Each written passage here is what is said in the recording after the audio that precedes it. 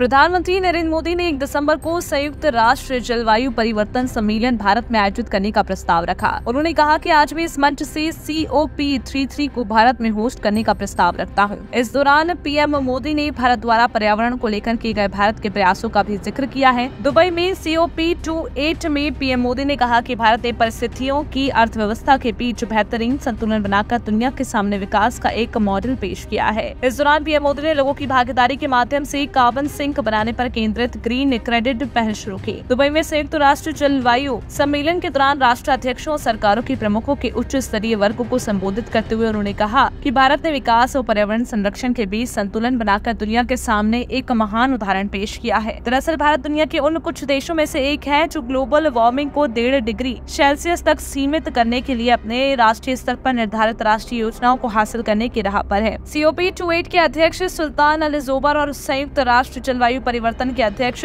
Simon Stiell के साथ उद्घाटन पूर्ण सत्र में शामिल होने वाले एकमात्र नेता पीएम मोदी थे।